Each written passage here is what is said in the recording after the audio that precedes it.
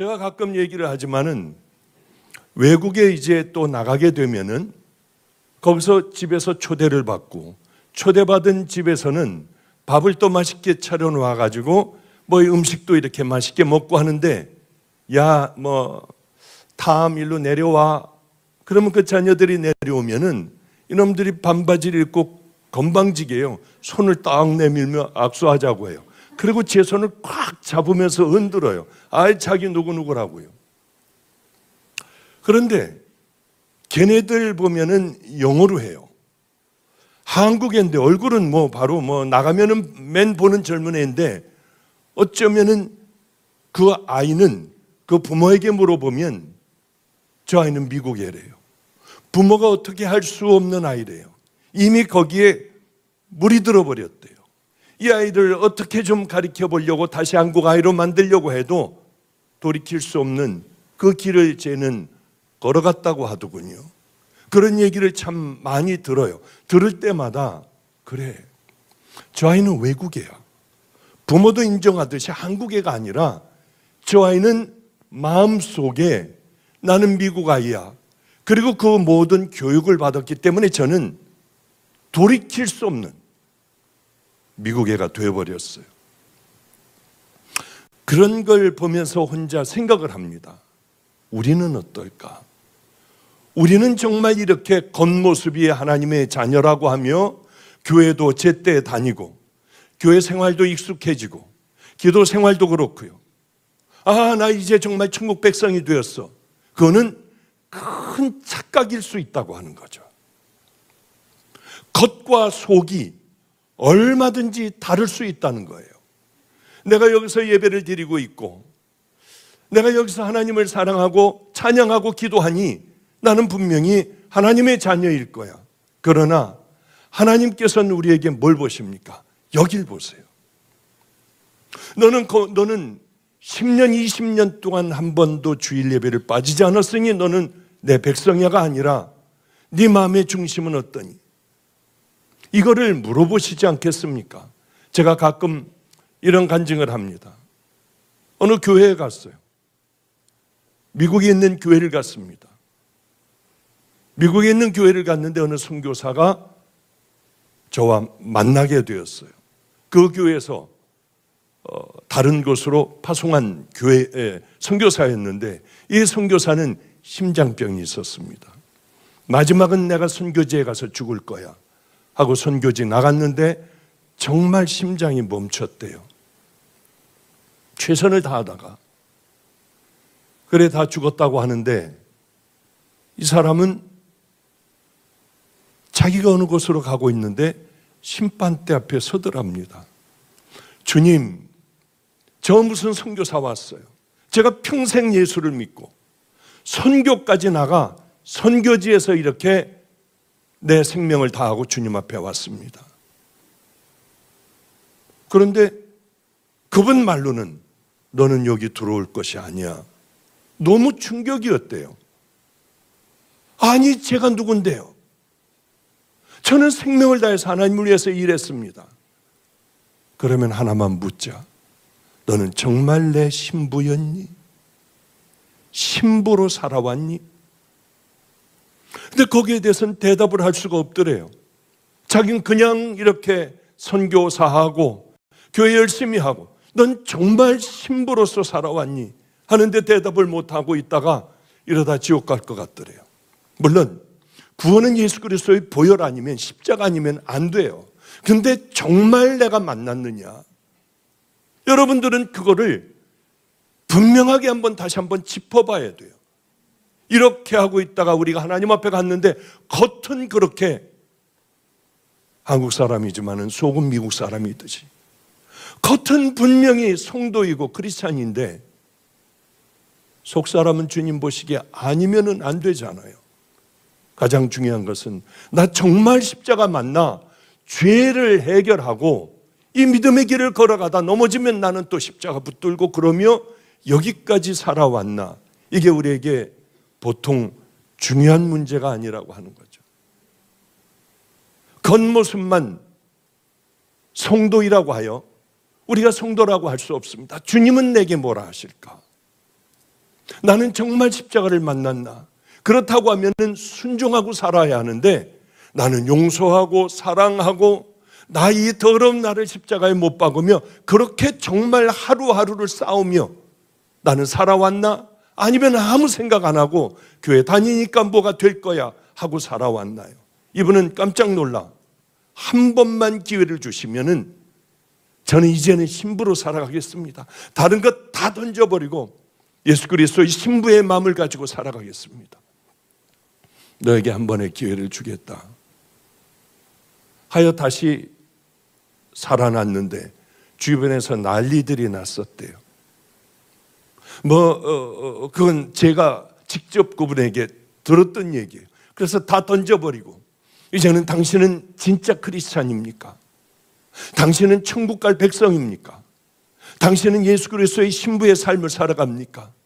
그거 전단지 이만큼 가지고 남의 교회 앞에 그것만 뿌리는 정말 리얼 크리스찬이냐?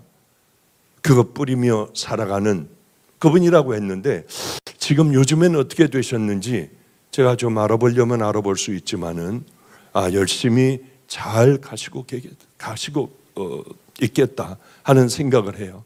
사도 바울은 이런 얘기를 하죠. 대적 표면적인 유대인이 아니고 육신의 표면적으로 할례를 했다고 하여 너희가 그 할례 받은 자가 아니라 이 속마음이 유대인이어야 너희들은 정말 유대인이고 속마음의 할례를 받아야 너희들은 할례한 자다. 사도 바울은 이 얘기를 하고 있어요. 겉으로 나타나는 것은 아무 소용이 없어요. 아무리 소리 지르고 기도한다고 해도 우리 속사람이 하나님의 자녀가 아니면, 속사람이 거듭나지 않았다면 우리는 아무리 소리 질러도 빠지지 않고 예배를 드려도 그건 다 소용없고 쓸데없는 거라고 하는 거죠. 이 사람들은 우리는 왜 그렇게 예배를 드려야 할 수밖에 없나? 겉사람만 크리스찬이지, 예수 그리스도의 신부지, 속사람은 왜 우리는 신부가 되지 못하나? 유대인들은 그랬습니다. 하나님께서 이렇게 사도 바울을 통하여 물으세요.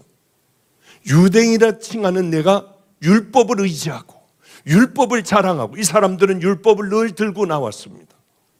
하나님께서 택하시고 부르시고 그리고 하나님 찬양하는 백성으로 삼았습니다. 이게 얼마나 대단한 거예요. 우리가 하나님의 자녀가 되었어요. 저는 주님을 만나고 지금까지요, 한 가지 아주 교만하기가 짝이 없는 게 한 가지 있어요. 나는 주의 종이야. 나는 하나님의 종이야. 그렇기 때문에 배고파 죽을 것 같더라고요.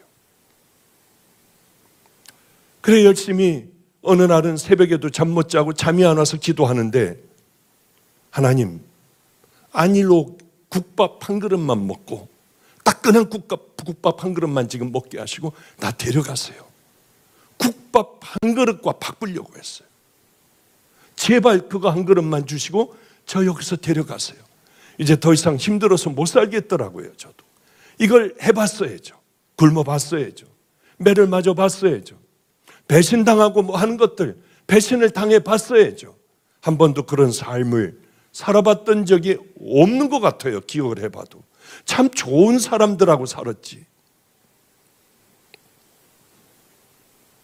근데 너무 힘들더라고요. 그런데 이 문제를 한 번에 확 다 해결할 수 있는 방법은 한 가지가 있었습니다. 가운 입고 병원에 가서 밤 당직을 서주면은 우리는 그 돈 가지고 실컷 먹기도 하고요. 리어카에다가 박스 주스려고 돌아다니지 않아도 됐어요. 그러나 저는 내가 누군데? 난 하나님의 종이야. 굶어도 하나님의 종이야.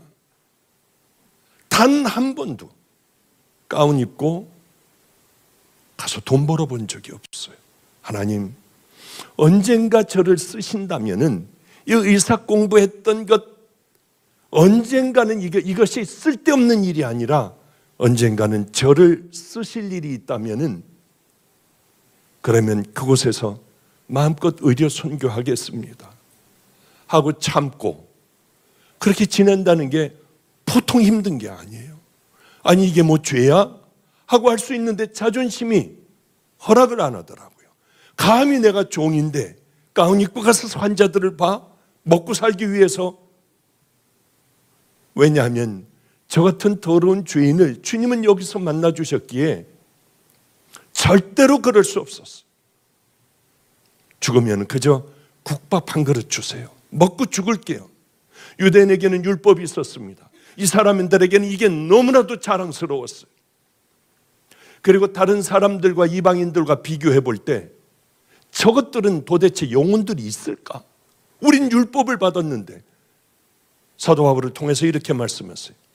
율법 교훈을 받아 하나님의 뜻을 알고 지극히 선한 것을 좋게 여기는 너희들, 내가 율법에 있는 지식과 진리의 규모를 가진 자로서 다 알고 있지 않냐? 너희들은 내 원하는 게 뭔지 너희들은 다 알고 있지 않냐? 저 이방인들은 모르지만 너희들은 하나하나 다 알고 있지 않냐? 하나님은 그 말씀을 묻는 거예요. 바리새인은 또 서서 따로 기도합니다. 세리는 저기서 기도하고요. 세리는 가슴을 쳐요. 바리새인은 이렇게 얘기를 해요. 나는 저들과 같지 않습니다. 토색, 불의, 간음 이런 자들과 나는 달라요. 하나님, 세리와 다르게 해주신 하나님에 감사합니다 할 때 하나님께서는 예수님께서 누구의 기도를 들으셨다고 했나요? 바로 이런 거예요. 아무리 성경을 많이 알고 있고 많은 것들을 여러분들이 소유하고 있고 그런다 해도 가슴 치며 그저 눈물만 흘리는 그들의 기도를 우리는 당해내질 못한다는 거예요. 그들의 기도를 넘을 수가 없어요. 왜 따로 서서 기도했습니까? 나는 이런 사람이라고요. 예수님은 이 땅에 오셔서 그들에게 뭐라고 하셨어요? 이 독사의 자식들아, 속에는 너희들 회칠한 무덤과 같이 썩은 송장들이 있는데 겉만 하얗구나. 이 말씀하시지 않습니까? 나의 삶은 어떤가 다시 한번 생각해 보세요. 난 기도만 하는 자인가? 난 찬송만 하는 건가? 그래, 나 교회 다닌다고 하여 나 구원받은 믿음의 자녀인가? 거기에 따른 우리는 의무가 있다는 거예요. 우리가 해야 될 일들이요, 내가 율법에 있는 지식과 진리의 규모를 가진 자로서 소경의 길을 인도하는 자요, 어둠에 있는 자의 빛이요, 어리석은 자의 훈도요, 어린아이의 선상이라고 스스로 믿느냐? 너 아무리 그렇게 하면은 그런 삶을 산다고 하여 내가 너를 도무지 모른다고 하는 거예요. 가장 중요한 게 뭔 줄 압니까? 하나님 앞에 우리가 헌금 많이 드리는 것도 중요하겠죠. 한 번도 빠지지 않고 우리가 20, 30년 새벽 기도를 하는 것도 중요하겠죠. 그러나 그것보다 더 중요한 것은 마음으로 하나님 사랑하는 거예요. 저는 많은 것들을 하나님 만나고 이렇게 하나님 앞에 쓰기도 했습니다. 꽤 많은 것들을 썼어요. 왜? 많이 가지고 있었으니까요. 그런데 그것을 가지고 야, 너는 내게 이만한 헌금을 했구나, 단 한 번도 못 들어봤어요. 가끔가다 말씀드리지만 하나밖에 없는 옷 벗어준 것이요, 떨고 있는데 죽을 것 같더라고요. 얼고 있어요. 얼어서요. 그거 벗어준 것, 나 먹어야 하는데 그냥 줘버리는 것. 빼짝 말른 할아버지가, 광대뼈 톡 튀어나온 그 할아버지가 그 더 무더운 여름에 박스를 잔뜩 끌고 여기에는 수건을 미고 수건을 두르고 이 언덕길을 끌고 올라가는데 저 할아버지 곧 죽겠다. 그 할아버지 뒤를 밀어드렸어요. 열심히 밀어드렸어요. 그리고 내 안에는 우리 아이 학교 갖고 가야 할 돈이 있었습니다. 이걸 주면은 저 아이는 한 달간 또 굶잖아. 생겼을 때 이걸 줘야 하는데 하다가 할아버지 주머니에다 넣어드렸어요. 그 다음서부터 고통스럽더라고요. 그런 일들이 제게는 여러 번 있었습니다. 근데 그게 쉽냐 하면은 정말 어렵더라고요. 마음에 막 갈등이 있고 그러고 행복한 게 아니라 와가지고는 내가 미쳤어. 가만히 있지 내가 미쳤어. 왜 그랬을까? 그런데 그것을 세월이 흐르고 난 후에 주님께서 어느 날 제게 보여주셨어요. 그때 너무 기쁘게 받으셨다고요. 큰 것이 아니더라고요. 엄청나게 많은 것들을 돕는 그게 아니더라고요. 이게 왜 이럴까 하고 저 스스로도 한번 생각을 해봤더니 주님은 마음을 보시는구나.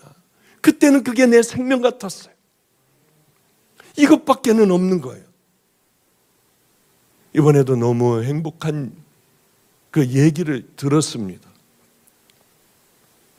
제가 돈을 이제 막 그렇게 힘들게 살 때 천 몇백만 원인가 2천만 원인가 잘은 기억은 안 나지만 그만한 돈이었어요. 저에게는 이게 너무 행복했어요. 이 돈을 어떻게 할까? 그리고 늘 은행에다 넣어가지고 서랍에 애들이 뭐 다 뒤지니까 서랍에 밑에다가 붙여놨어요. 이건 전혀 몰라요. 철제 서랍 밑에다가 붙여놨기 때문에 알 수가 없어요. 밤만 되면 그거 꺼내보고 행복한 거예요. 십자가보다 더 행복해요. 정말 그때는 그랬어요. 이게 든든해요. 십자가보다 든든하더라고요. 욕먹어도 괜찮아요. 그런데 그때는 그랬는데 어떻게 해요? 너무 행복했어요. 그런데 어느 목사님이 오셔가지고 당장에 쫓겨나게 됐대요. 이제 택시 운전을 할 거래요. 얼마가 필요하니까 거기에 들어있는 돈 액수를 말하더라고요. 마치 본 것 같아요. 너무 놀랐어요. 그러니 얼마나 이게 갈등이 되겠습니까? 그런데 그거 띄어서 비밀번호하고 도장하고 다 줬어요. 그래서 그 일은 해결됐는데 저는 그것만 해준 줄 알았거든요. 그런데 얼마 전에 이런 얘기를 하더라고요. 그것뿐만이 아니라 5천만 원을 또 해줬대요. 제가 무슨 5천만 원이 어디 있어요? 그런데 정말 그렇대요. 그게 무슨 얘기냐 했더니 가만히 기억을 해보니까 청교와 뼈다구 해장국집 그분이 막 돈을 많이 줬거든요. 그래서 그걸 가지고 교회도 옮기고 그때 남아있던 돈을 아마 다 줬던 모양이에요, 제가. 그리고는 지금 20몇 년의 세월이 흘렀어요. 그 일이 있고 그 아들이 여기에 빠지지 않고 와서 산기도를 합니다. 그 아이가 그래요. 목사님, 그때 목사님이 해주신 교회 있잖아요. 이제 그 교회에서 거기가 재개발이 돼서 이사 가는데 그게 40억을 받는데요. 40억을 받아가지고 이제 다른 교회로 옮기게 됐다고 하더라고요. 그때 그 아무것도 아닌 것 같아. 내가 붙들고 있어 봐야 어디로 갔는지 모르겠었을 그것. 그것이 또 한 교회가 생겨 많은 사람들이 모이고 그것이 또 재개발이 되어 이런 또 은혜도 있구나. 그래, 이제 그 아들이 열심히 목회를 잘하고 아주 귀한 애입니다. 그래, 너 거기에 생명을 다해. 우리가 어떤 도움을 필요하면은 마음껏 도와줄 테니까. 그런 행복한 일들도 있었어요. 그러나 행복한 일들만 있겠습니까? 아니에요. 죽으라고 하나님 앞에 바로 간다고 하며 열심히 가는데 결과는 버림받은 것 같은 거예요. 몸은 아파 죽어가고 제가 하늘같이 여겼던 제 멘토는 하나님께서 당신을 버리라고 하셔서 이제는 내가 여기 올 수도 없고 당신 보살펴 줄 수도 없다. 그리고 가버렸어요. 얼마나 기가 막힌지요. 하나님께도 내가 버림을 받았어. 멘토에게도 버림을 받고 몸은 병들어가고 먹을 건 하나도 없고 그럼 나는 어떻게 해야 돼? 그런데요, 이게 하나님께서 저를 가장 사랑하시는 방법인 줄을 몰랐던 거예요. 하나님께 버림받은 줄만 알았어요. 그리고 애들을 가리켜도 죄투성이고 열매는 하나도 없고요. 좌절과 슬픔의 날들이었어요. 왜 하나님은 내게 이러실까? 그래, 이제 내가 한번 해보자. 뭘 해보느냐면 송자의 삶이라고 하는 걸 내가 먼저 가면은 같이 갈 거 아니야. 조금이라도 배울 거 아니야. 예전에 읽었던 성자들의 책들을 다 끄집어내가지고 그것들을 하나둘 쓰기 시작을 했고요. 내 삶으로 어떻게 살아가야 할 건가. 이제는 많은 것들을 알았고 이제는 여기까지 몸으로 왔으니까 내 마음으로 어떻게 살아가야 하고 삶을 어떻게 살아가야 할까. 그리고 하나하나 내 몸에 익혀나가기 시작을 했어요. 얼마나 힘든지 몰라요. 왜? 해보지 않은 것들을 해보려고 하니까 매도 맞고 모욕도 당하고 별의별 걸 다 당하는 거예요. 그래도 한번 해볼 거야.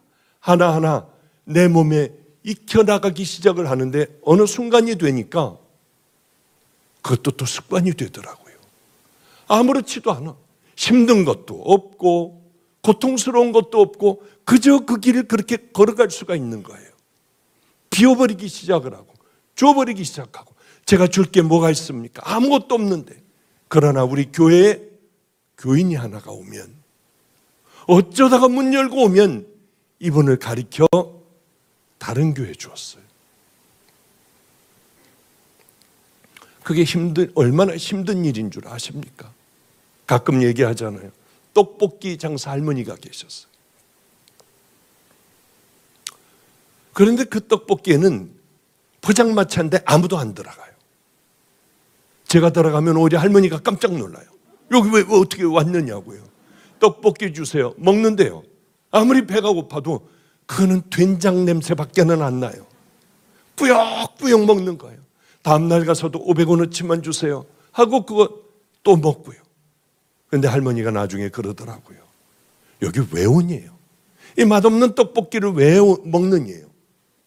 당신 맛있게도 먹는 것도 아니고 억지로 먹는 것 같다. 근데 할머니는 세타를 이렇게 벗어가지고 녹색 세타를 벗어가지고 거기서 털어요. 그러면 햇볕이 들어오는데 먼지가 뽀얗게 할머니 가루가 그냥 그 안에 꽉 차는 거예요. 그래도 먹었어요. 나중에 할머니, 제가 기도 한 번만 해드릴게요. 내가 누군 줄 알아? 안성에서 물어봐, 내가 누군지. 저 떡볶이집 할머니가 누군지 한번 물어보면 내가 누군 줄 알 거야. 남미 호랭이교 이거였어요. 일본에 가가지고 불상도 갖다가 놓고 그 집에 모여가지고 남미 호랭이교 왕왕왕왕 되는 그런 최고의 할머니였어요. 그런데 그것에는 못 당하더라고요. 이 할머니가 예수를 믿기로 했어요. 다 버리기로 했어요. 왜 그런 줄 아세요? 하루도 빠지지 않고 가. 그냥 먹어준 것밖에 없어요. 아무도 안 오는데 맛있게 먹고 매일 가서 먹었어요. 거기 어쩌면 할머니가 그렇게 감동을 하시는지요. 그렇게 우시더라고요. 제 손을 붙잡고요. 그런 이 열매도 있었어요. 그러면 그분을 데리고 제일 기뻐할 때 그 교회 이름도 잊어버렸습니다. 지하에 있는 교회인데요. 친정아버지라고 저에게 불렀어요. 그 전도사님에게 또 갖다가 맡기고 주고 그런 것들을 주님께서 지켜보시더라고요. 그 삶이 없었다면 아마 저는 여기까지 절대로 올 수 없었을 거예요. 그런데 이상하게 똑같은 환경이에요. 죽을 것 같아요. 나는 버림받았어. 하나님, 저는 이미 버리신 자니까 천국 맨 끄트머리만이라도 들어가게 해주세요. 성경적인 지식도 없었어요. 그때는 별로. 하나님 맨 끄트머리만 들어가게 해주세요. 그러면 돼요. 그게 제 기도의 제목이었습니다. 버린 자로 살아갈게요. 버린 채로 살아갈게요. 그런데요, 그렇게 그 삶을 익혀나가는데 똑같은 환경이에요. 전하고 달라진 것 하나도 없어요. 뭘 먹을 수 있고 교인들이 오고 이것도 없어요. 똑같은데 마음에는 기쁨이 가득하더라고요. 똑같은 환경인데요. 어쩌면 여기에서 기쁨이 오냐고요. 즐거움이 오는 거예요. 아무 소리 안 들리고 어떤 그 증거도 없고 그래 버려진 자로 살아가는데 왜 여기에 기쁨이 올까? 성도 여러분들, 고난당하고 있습니까? 같은 환경이라도 내가 이것을 어떻게 보느냐에 따라 우리는 이게 기쁨의 상황이 될 수도 있고요, 자살할 만큼 고통스러운 그런 상황일 수도 있다고 하는 거예요. 저는 그걸 알았어요. 가장 중요한 게 뭘까? 마음이구나. 우리들의 마음이구나. 그런데 육신을 가진 우리들이기 때문에 때로는 마음도 저 밑으로 땅바닥으로 떨어질 때도 있잖아요. 그런데 그거 하나는 분명해요. 열악하기가 짝이 없는 환경이라 할지라도 우리는 생각만 요만큼만 바꾸고 저쪽만 바라보면 똑같아도 우리는 행복해질 수 있다고 하는 거죠. 모든 지킬 만한 것 중에 동 내 마음을 지키라. 생명의 근원이 여기서부터 남이니라. 우리의 마음만 지킨다고 하면은 하나님께서는 우리를 지켜주시고 그게 천국 가는 믿음의 길이라고 말씀하시는 거예요. 마음은 더럽잖아요. 놔두면은 금방 타락해버리잖아요. 만물보다 거짓되고 심히 부패한 것은 마음이라. 놔두면은 가장 더러운 것, 더러운 마음들로 바뀔 수밖에 없어요. 이걸 가꿔야만 해요. 열심히 기경을 해야 돼요. 가시덤불을 다 제껴내고 돌멩이들을 다 골라내는 이 일들을 매일 하지 않으면은 우리는 주님 앞에 갔을 때 주님 뭐라고 하실까? 난 정말 주님의 예수 그리스도의 신부로 살아갈 수가 있을까? 분명히 주님은 그렇게 우리에게 말씀하실 거예요. 이스라엘 백성들의 마음이 그저 놔뒀어요. 가는 대로 놔뒀어요. 내 마음이 어떨까? 지금 내 마음은 어디에 가 있을까? 이걸 생각하지 않았어요. 거기에 아무리 좋은 씨를 뿌려도 열매를 거둘 수가 없습니다. 우리 마음이 하나님을 향해 가 있고 우리가 우리를 십자가에 못 박고 하나님의 말씀대로 순종하며 나를 채찍질하며 내 마음 밭에서 이 돌들, 자갈들, 더러운 것들을 우리가 골라내지 않는다면 우리 마음도 역시 그냥 이 풀들로 가득해질 거예요. 이스라엘 백성들은 아무리 하나님 앞에 예배를 드려도 제사를 드려도 하나님은 그 제사를 받으실 수가 없었습니다. 왜냐하면 그 마음에는 죄가 가득하기 때문에요. 하나님께서는 나만 섬기라고 하는데 그들은 우상을 섬겼어요. 세상의 음란 더러운 것들을 바라보지 말라고 했는데 그들은 그것 없이는 재미없어서 살 수가 없었습니다. 하나님께서는 너희들 마음의 밭을 기경하지 않으면은 너희들은 버려질 것이다. 그런데 여러분들 가끔 그런 생각을 해요. 내 마음은 지금 어떤 마음일까? 길가일까? 돌짝밭일까? 가시덤불일까? 아니면은 옥토일까? 그런 생각을 해요. 또 어떤 이는 가시떨기에 뿌려진 자니 이들은 말씀을 듣기는 하되 세상의 염려와 재물과 유혹과 기타 욕심이 들어와 말씀을 막아 결실하지 못하게 되는 자요. 그렇습니다. 다른 것들이 들어와 있으면은 하나님 말씀 아무리 심어도 그것은 열매를 맺을 수가 없어요. 그래서 너희들 두 마음을 품었으니 이제 벌을 받을 거다. 너희들이 섬기는 그 주상을 하나님께서 다 깨뜨려 버릴 거다. 그런 말씀을 하시죠. 우리 아버님이 제게 카톡을 보내오셨어요. 저번에 한번 주일날 읽은 것, 아주 오래전에 읽은 것 같아요. 아, 여기에 아버님의 마음이 다 담아 있구나. 그냥 그런 생각을 했습니다. 내가 나 자신에 대하여 미안해질 때가 있다. 이제 나이 들어 철이 드는 것 같구나. 98세예요. 돌이켜보면 나는 내 자신의 명예를 위해, 사람들에게 칭송받기 위해, 존경받기 위해 더 많이 했던 것 같다. 그래서 하늘 아버지께 쓰라린 가슴을 부여안고 회개의 밤으로 내일을 맞고는 한단다. 나이 들어 황혼의 끝자락에 와봐야 이 모든 것을 다 알게 되는 거야. 아직 자투리 인생이 숨쉬고 있기에 마음은 조급해지고 손은 떨리고 귀는 어두워지고 눈은 희미해지고, 그러기에 하늘을 자꾸 쳐다보게 되고 주님의 속삭임도 이제는 듣게 된단다. 이제 곧 내게로 오너라. 가슴이 뭉클하더라고요. 98세가 되셔도 철이 안 든 것 같아요. 우리 할아버님은 성자같이 사셨는데 이 안에 90몇 세 되셨을 때요, 이 안에 아직도 미움이 있어. 이 안에 아직도 욕심이 있어. 나는 어떻게 해야 돼?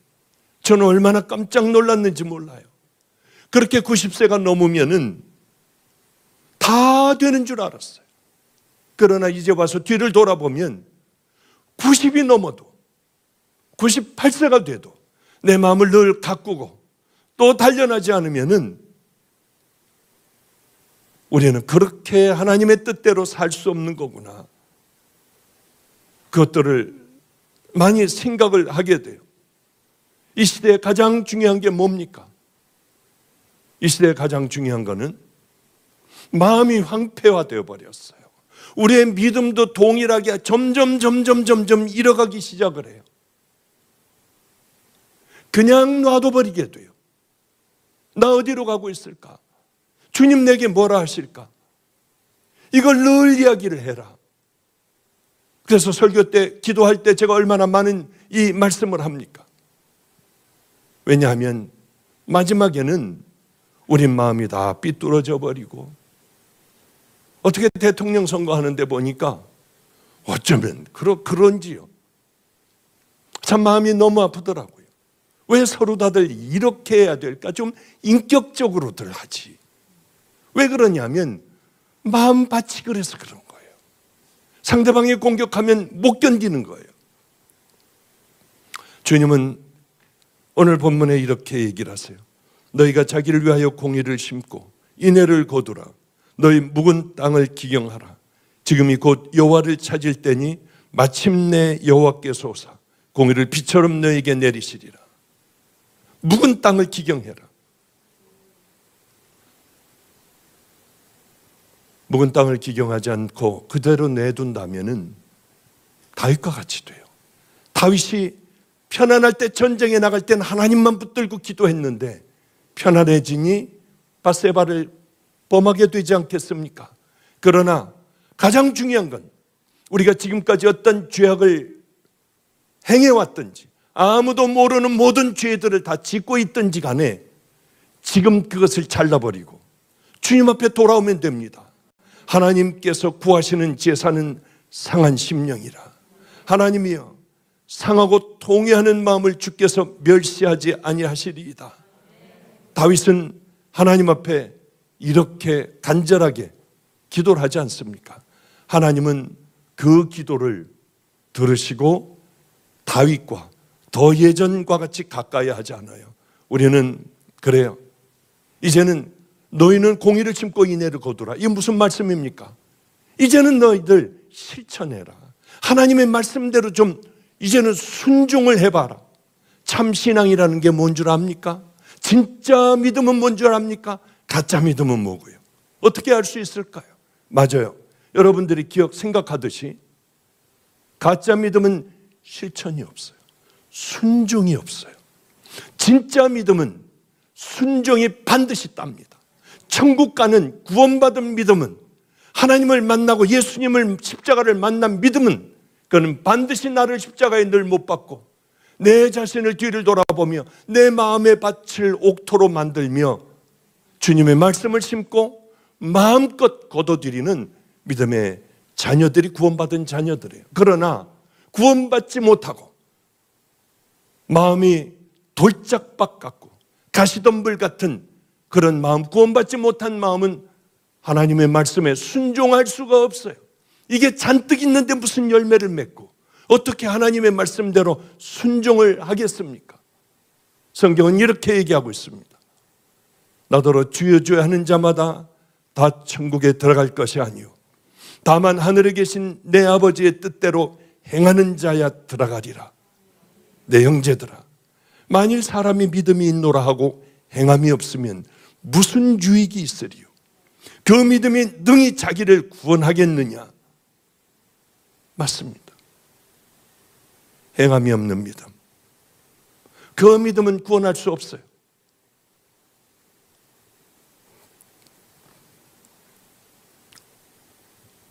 제가 참 그렇게 힘들게 살 때에 이런 생각이 들기 시작을 했어요. 이제 터널을 다 지났네. 왜? 거의 다 왔다는 생각이 왜 자꾸 들지?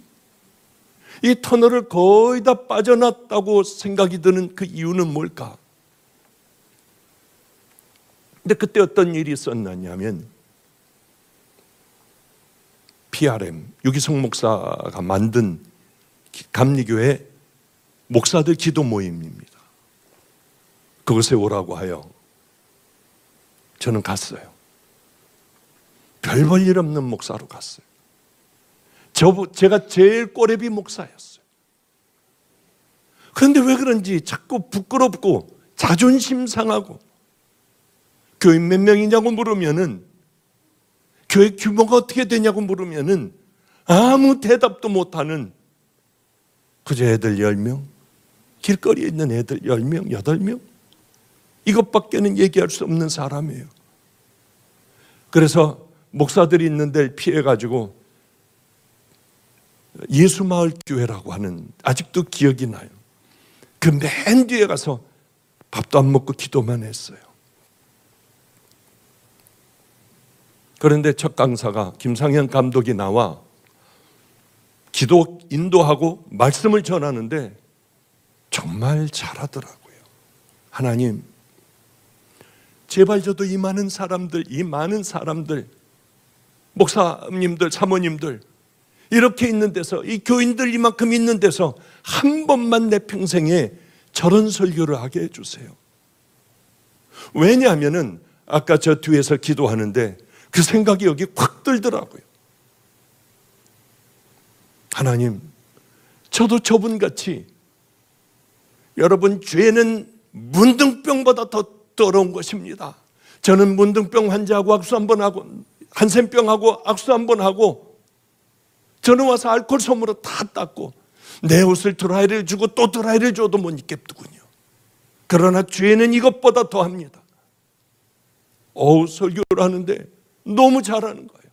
하나님, 저 딱 한 가지만 버려진 자지만은, 하나님 앞에 이미 버려진 자지만은 한 가지만 좀 기억해 주세요. 저도 저렇게 설교할 수 있게 해주세요.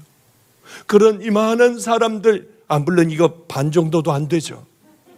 이 많은 사람들 앞에 언젠가는 설교 한번 할 수 있는 그 은혜 제게 주세요. 그러며 간절하게 그렇게 기도했던 기억이 있어요. 제가 여기까지 오게 된 건 순간순간, 어떤 그런 순간순간들이 있었습니다. 이거 없었으면 아마 나 여기까지 못 왔을 거야. 이 사건이 없었으면 하나님께서 나를 안 보셨을 거야. 저 사건 때문에 나는 여기 올 수 있었을 거야. 그런 것들이 몇 가지들이 되더군요. 정말 그것을 선택했더라면 여기까지 분명히 못 왔을 것 같아요. 그런데 아까 뒤에서 기도하는데 2년 만에 교인들의 함께 모여 뜨겁게 기도하는 소리를 들었어요. 갑자기 뜬금없이 예수마을교회 저 뒤에 앉아서 하나님, 저도 그런 날 달라고 하며 그렇게 간절하게 기도했던, 그리고 힘 다 빠져서 다시 집으로 돌아오니 애들은 다 나가버리고요, 교회 문은 다 열려 있고요, 그 교회에 들어가 벌떡 저 강대상에 누워 주님, 저 이제 어떻게 해야 돼요? 그랬던 기억들이 납니다. 그럴 때 인천 방주교회에서 장로님하고 권사님이 제게 찾아왔어요. 목사님, 가시제요. 얼마나 제가 좋았겠어요. 이게 하나님의 뜻이구나 이제. 근데 저 안 갔어요. 왜냐하면 주님 제게 말씀해 주세요. 저분들 말고요, 잘못하면은 하나님의 뜻을 잘못 생각할 수가 있잖아요. 제가 가면은 여기 노숙자들 어떻게 해요? 깡패들 어떻게 해요? 다리 밑에서 본도하고 있는 얘네들 어떻게 해요? 하나님 직접 말씀해 주세요. 다음번에 또 온대요. 온다는 날 문 잠가버리고 대꾸도 안 하고 귀 막고 기도했어요. 그런데 많은 또 세월이 흘렀습니다. 어느 날 주님께서 제게 말씀하셨어요. 이젠 준비해라. 얼마나 좋았는지요. 내가 다 봤어. 너와 함께 할 거야 하는 마음이, 깊은 마음이 강물같이 흐르는 저 밑바닥에 있는 마음, 그 마음으로 말씀을 해 주셨어요. 정말 얼마 있다가 방주교회 그 청빙위원회들이 제게 찾아왔고요. 저는 인천으로 오게 됐고, 다 쓰러져가는 마가의 다락방에 들어와 위가 허물어져 이걸 어떻게 해야 되나, 어떻게 지어야 하나, 여기까지 온 것 보면 그래도 요만큼 마음으로 하나님 사랑하고 다른 거는 기댈 것도 없으니까요. 그러니까 주님 사랑하고 갈래야 갈 데도 없고 어디 부르는 데도 없고 하니 거기서 그렇게 미련하게 많은 세월들 주님 만나고 아마 지내왔던 것 같아요. 우리 아버님이 내가 98이시지만은 97대 쓰셨네. 작년 후반전에 저에게 카톡 보내셨으니까. 여러분, 싸우지 않는다면은 우리는 또 놓쳐버리고 그저 무성한 숲이 되어버리고 어떻게 기경할 수 없을 정도가 되어버려요. 돌이 있으면 돌을 뽑아버리고요. 또 풀들이 있으면 잡초가 있으면 잡초를 다 뽑아내고, 그리고 확 그냥 자존심 같은 게 뭐가 소용이 있어요. 가서 용서해주고 사랑한다 하고요, 내가 잘못했다 하고 좋은 믿음의 말들, 격려의 말들 하며 같이 걸어갈 때에 지금과 여러분의 삶은 전혀 달라질 거예요. 그러니 믿음의 길을 함께 저고 걸어가는 자녀들 되시기를 주님의 이름으로 축복합니다. 오늘 Q&A 한다고 했죠. 금요일이니까 없나?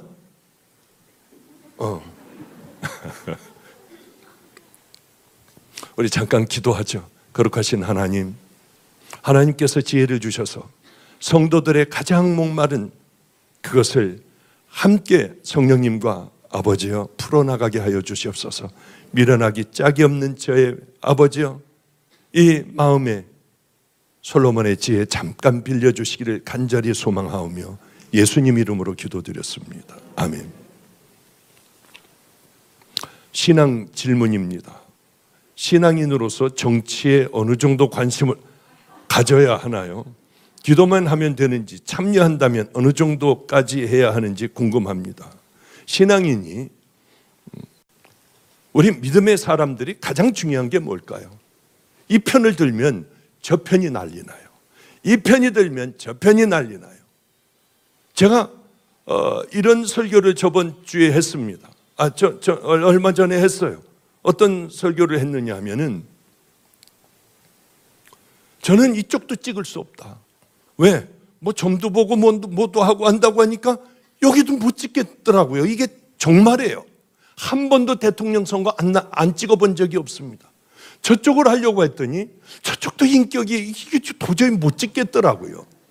그래서 저는 양쪽 다 안 찍으니 여러분들은 투표를 하셔서 좋은 사람들이, 그래도 하나님 앞에 그 가운데 가까이 가 있는 사람이 있다고 하면은, 된다고 하면 그분 위하여 죽어라고 기도하겠다.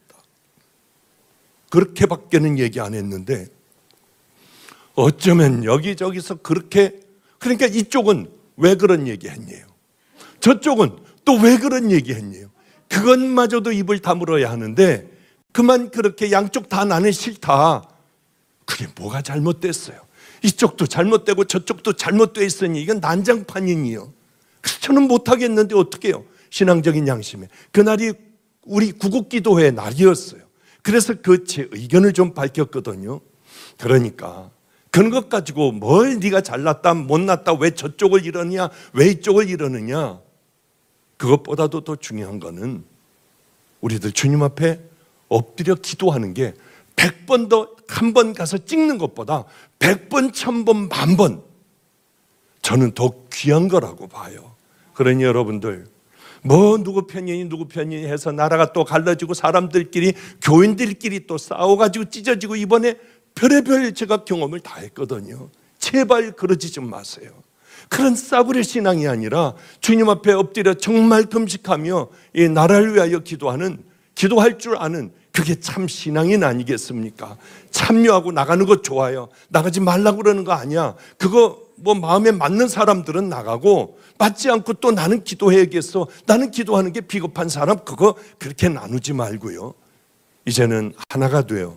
나라를 위하여 그렇게 기도하며 좋은 방향으로 나갈 수 있도록 서로들 사랑하며, 이것 때문에 분리되는 어리석은 마귀가 하는 짓들 우리 하지 말고 믿음의 길 잘 걸어가시길 바랍니다.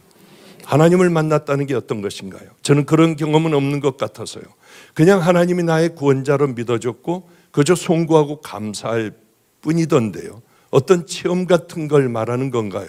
제가 정말 주님을 만났는지 알고 싶어요. 번쩍거리고 따라 내 따라 너는 구원받았어, 그런 거 하지 말고요. 이렇게 우리가 설교를 듣고 또 기도를 하고 신앙 삶을 살며 오늘 설교했듯이 마음으로 하나님 사랑하는 것은 다른 게 아니라 마음으로 사랑해야만 순종할 수가 있는 거예요. 하나님 마음으로 사랑하고 하나님을 순종하게 해주세요. 그것처럼 강력한 무기가 어디 있습니까? 그렇게 살아가고 난 후에 내가 어려운 일을 당할 때 무릎을 꿇고 벽을 향해 손을 들고 간절하게 기도하면은 그 기도 들어주시는 하나님 아니실까요? 우리의 모든 걸 알고 계세요. 내가 어떤 사람인지, 왜 그런 얘기를 하는지, 너 지금 어느 길 걸어가는지 하나님께서는 모든 걸 다 알고 계세요. 이 하나님 앞에 번쩍거리는 거, 귀로 뭘 듣는 건 훨씬 더 위험해요. 뭘 봤다는 것, 남을 보면 뭘 알게 된다는 것, 이건 정말 무섭게 위험해요. 어느 집회 많이 다녀보면 알지 않습니까? 봉투 들고요, 랄랄라바바바바, 다 풀리겠어? 그러고 또 하나 하고요, 더 넣어. 아니 이게 무슨 정말 주님이 하시는 걸까? 그런 생각을 해요. 그런 거 따라다니거나 그런 거에 가서 안수 받으면은 여러분 마귀만 받고, 어디 가서 여러분 담임들에게 가가지고 담임 목사님에게만 받지 어디 가서 이런 거 자꾸 기도해 달라고 하지 마세요. 체험 같은 게 아니라 삶이에요. 삶으로 걸어가시길 바랍니다.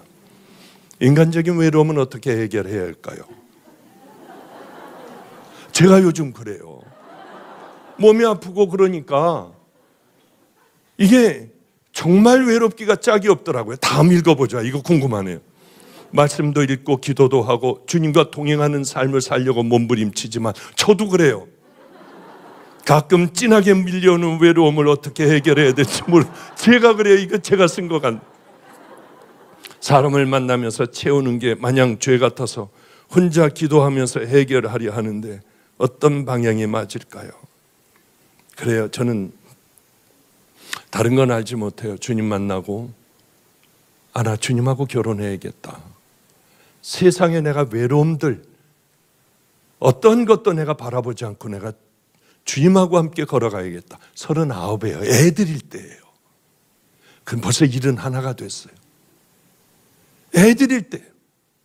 그러니 얼마나 힘든 이런 별의별 일들 다 많지 않았겠습니까? 그런데 저는 그렇게 생각을 해요. 이것도 또 내 삶의 한 부분이 되어버리면, 늘 이렇게 살아가는 것을 딱 그렇게 부분이 되어버리면은 뭐 외롭고 뭐하고, 물론 때때로는 그렇게 올 때도 있지만은요, 그러나 금방 다시 또 제자리로 다시 또 굴러가게 되고, 내 삶의 바쁜 삶에 또 이렇게 굴러가게 되고 해요. 그런데 저는 그래요. 이번에 몸이 아프니까 외롭고 힘들다고 좀 그렇게 얘기를 했지만은, 그것보다 저는 더 좋은 게 있어요. 이렇게 아파가지고 누워있는, 거의 하루 종일 누워있어요. 근데 그것보다, 어떤 외로움을 풀려고 하는 것보다도요, 나 이제 4월달이면은 아프리카 가. 그러면 벌써 힘이 나고요. 가가지고 그래, 이번에는 저기 가서 할 거야. 이번에는 걔네들 눈먼 애들 가서 데리고 기도할 거야. 걔네들 이번에 눈먼 애들 수련회를 한다고 하니까, 그래, 수련회비는 내가 대야지.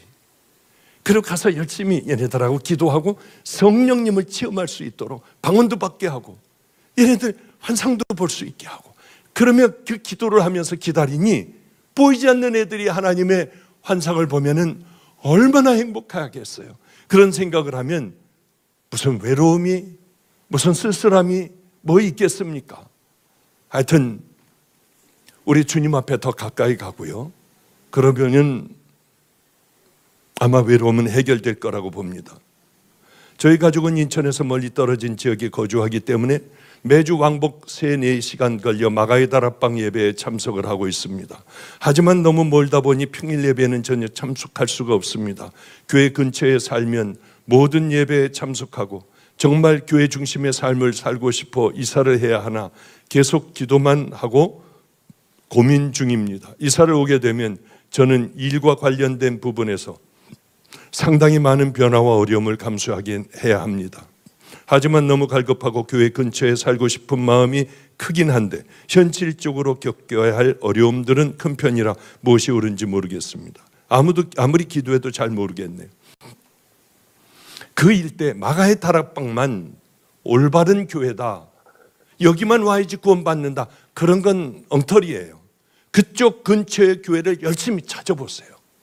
정말 뜨거운 교회가 있나, 정말 십자가를 얘기하는 교회, 주님을 바라보고 똑바로 믿음의 삶을 살게 하는 교회를 한 번씩 가가지고 찾아보며 한번 다녀보세요.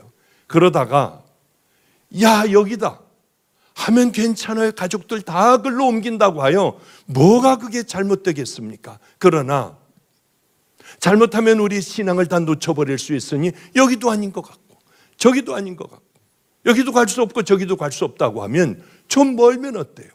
저는 제가 장로라고 하면 일본이라도 저는 다니겠어요. 제주도에 귀한 교회가 있다고 하면 저는 제주도 비행기 타고 왔다 갔다 할 것 같아요. 정말로요. 왜? 가장 중요한 게 뭔가? 우리 인생에 있어서 제일 중요한 게 뭔가? 구원 아니에요. 우리들 스스로 오늘도 집에 돌아가, 그래, 내 마음을 나는 이제는 기경을 해야 돼. 마음에 더러운 것들 다 뽑아버려야 돼. 이제는 그래, 구원받은 순종의 삶을 살아갈 거야. 그렇다고 하면 난 이 사람에게 이렇게 할 거고, 저 문제를 바로 잡아놓을 거고, 이 더러운 것들을 잘라버릴 거고, 그런 마음을 갖게 된다고 하면, 멀더라도 거기에 그런 것이 없다고 하면 이곳에 좀 오는 거, 힘든 거 좀 어떻겠습니까? 그러나 그 근처에 그래도 은혜 받을 수 있고, 그래도 기도할 수 있는 그곳이 있다고 하면 반드시 함께들 가서 마음껏 잘 섬기는 것은 그가 하나님의 뜻이라고 봅니다.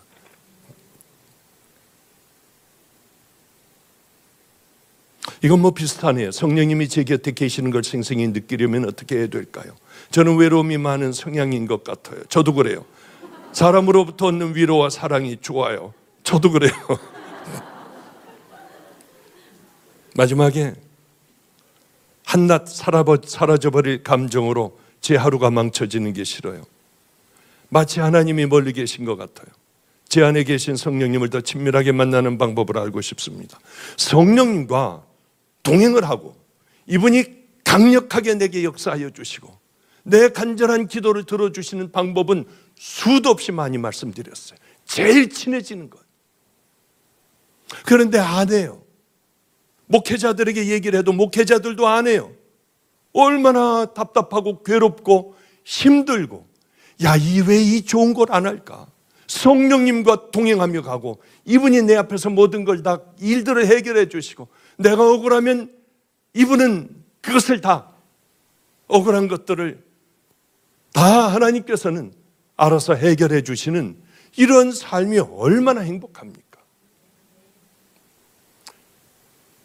그게 뭔 줄 아세요? 수도 없이 많이 얘기했잖아요. 이분하고 동행하는 거예요. 동행이라는 건 뭡니까? 같이 먹고 자고 사는 거예요. 아예 밤에 잘 때도 이분하고 같이 얘기하다 자고, 이런 눈 뜨면은 세수하고 뭐 이빨 닦고 하면서도 그분하고 샤워하면서도 성령님하고 얘기하고요. 밥 먹으면서도 얘기하고 차 타고 가면서도 얘기하고 이래야 할 때는 하지만은요, 집에 돌아오면 제일 먼저 우리 주님하고 같이 대화하고요. 예수님이면 어떻게 하실까? 모든 일들 다 손해난다 해도, 자존심 상한다 해도 예수님께서는 이렇게 일하셨을 거야, 확 다 해버리는 거예요. 그렇게 순종해버리는 거예요. 그게 얼마나 강력한 무기인 줄 아십니까? 하루하루를 승리하며 살아가요. 여기에 더러운 돌멩이들, 이 잡초들, 그저 우리의 심령에 있을 수 없는 거예요. 바로바로 뽑고 성령님은 내게 가르쳐 주시기도 하고요. 그럼 그 삶을 살아갈 수밖에 없잖아요. 그러면은 외로움도 없을 거고 하나님께서 내게 멀리 하시는 것도 없을 것 같고요. 성령님과 생생하게 느끼며 그 삶을 살아가야 할 텐데 다들 머리로는 알지만은 삶으로는 살 수가 없는 거예요. 왜? 이것 바쁘고 저것 바쁘고 이것 때문에 못하고 저것 때문에 못하고요. 신앙이 떨어져 버리고 기도나 성경 보는 것이나 다 마찬가지 아니겠습니까? 하나님 말씀 순종도 이건 이것 때문에 못하고 저건 저것 때문에 못하고 내 사정과 형편을 다 아시는 주님 아시지요? 그러면 그 찬양이나 하고 있을 수는 없는 거 아니에요. 고등학교 때까지는 자녀들과 가정 예배를 잘 드렸습니다. 그런데 청년들이 되니 각자의 교회 생활과 신앙생활, 학교 생활로 인해 시간 맞추기가 어렵다 보니 가정 예배를 일주일에 2번 정도 드리게 됩니다. 매일 가정 예배를 회복해야 할지 아니면 각자의 신앙생활을 잘 하도록 도와야 할지 고민이 됩니다. 목사님께서는 어떻게 하셨는지 궁금해합니다. 저는 기도도 안 하고 교회도 안 나가고 그렇게 했습니다. 왜? 이 마음에 예수 믿는 사람들 때문에, 교인들 때문에 상처를 받아 떠났으니까요. 39살이나 만났으니까요.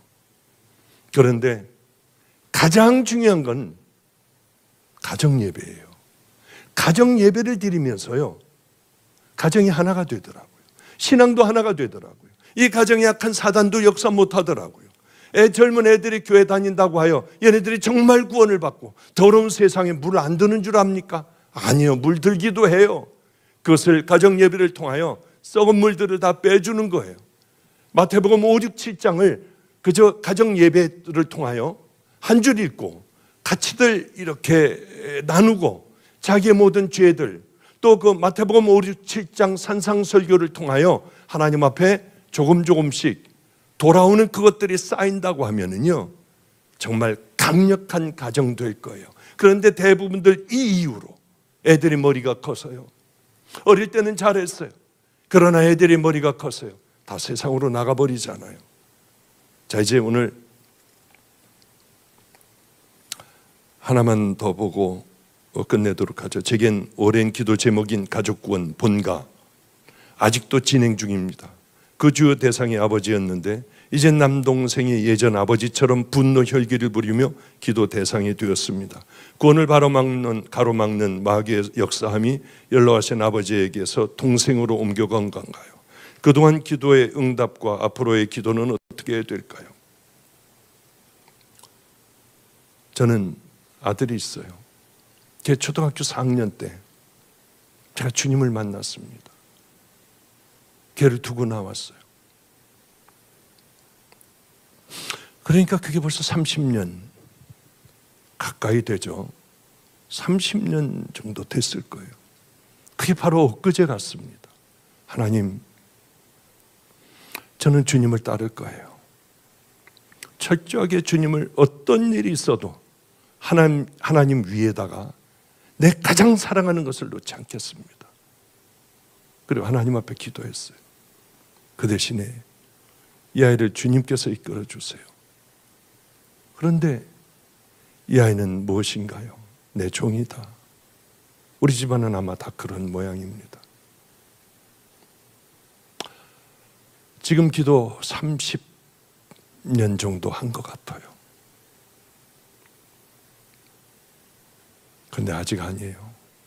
저 좌절할까요? 절망할까요? 저는 이제 끝났다고 생각을 할까요? 그렇지 않아요. 하나님께서 도대체 어떻게 쓰시려고 이렇게 오랫동안 기다리시게 하나 하는 생각을 저 나름대로 하게 돼요. 다 얘기할 수 없지만은 가슴 아픈 일들도 그동안에 또 많이 일어났더라고요. 그럼 전 좌절하지 않아요. 하나님의 결국을 저는 아니까요. 하나님 약속은 반드시 이루어진다고 저는 분명히 믿으니까요. 그러니까 좌절 절망하지 마시고요. 아버지에게 더 잘하세요. 동생에게 더 잘하세요. 마음의 편지를 눈물을 흘리며 써서 늘 동생에게 꽃과 함께든지 책과 함께 선물을 하여 동생이 은혜 받게 한번 해보세요. 동생도 아버지도 스스로 깊이 깨달아 주님 앞에 나오는 그날이 저는 반드시 있을 줄로 믿습니다. 자, 우리 기도하고 그 다음에 이제 통성기도 우리 시작할 텐데요. 찬양 한 곡 하고 하죠.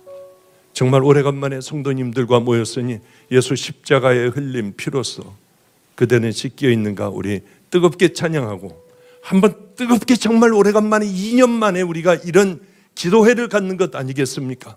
빨리 돌아가려고 생각하지 마시고 기도하다 돌아가세요. 그리고 성령님과 함께 하여 주시는 그 삶을 한번 결단해 보세요. 오늘 성령님께서 이렇게 풀리는 첫 예배에 강력하게 함께 해 주실 줄로 믿습니다.